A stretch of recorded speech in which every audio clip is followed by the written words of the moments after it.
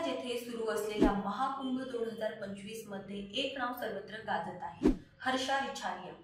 ग्लॅमरच्या दुनियेतील हा चेहरा आता अध्यात्माच्या मार्गावर असल्याचा दावा करत आहे। मात्र तिच्या या प्रवासाने जितकी वाहवा मिळवली आहे तितकीच टीकाही ओढवली आहे। हा प्रवास खरंच प्रेरणादायी आहे की फक्त प्रसिद्धी मिळवण्यासाठीचा दिखावा? नमस्कार, मी अंजली आपलं स्वागत करते पोलखोलमध्ये। हर्षा रिछारिया जी यशस्वी इन्फ्लुएन्सर आणि टीव्ही अँकर होती, ती आज आध्यात्मिक जीवनाची कास धरताना दिसते।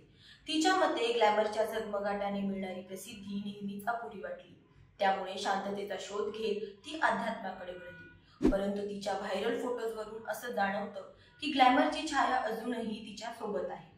हर्षाने स्पष्ट केलं की ती साध्वी नाही, कारण साध्वी होण्यासाठी विशिष्ट धार्मिक विधी आवश्यक असतात, जे तिने केलेले नाही।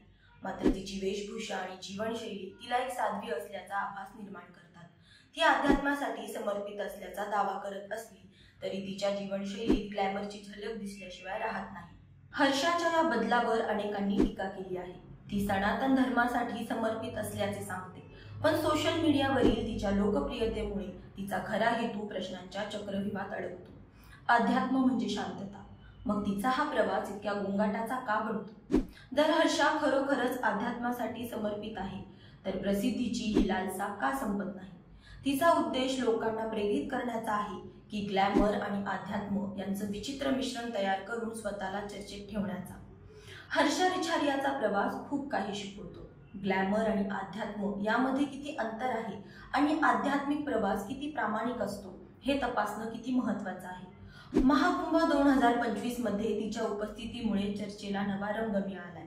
मात्र या चर्चेच्या केंद्रस्थानी खरा आध्यात्मिक रंग आहे की प्रसिद्धीचा, हा प्रश्न अद्याप अनुत्तरित आहे। हर्षा रिछारियाचा प्रवास चर्चेचा विषय आहे। तो प्रेरणादायी आहे की प्रसिद्धीचा खेळ, हे काळच ठरवेल। पण एक गोष्ट नक्की, तिच्या उपस्थितीमुळे महाकुंभाला एक वेगळं वलय लागलं आहे। हा वलय टिकेल का, याकडे सगळ्यांचं लक्ष आहे।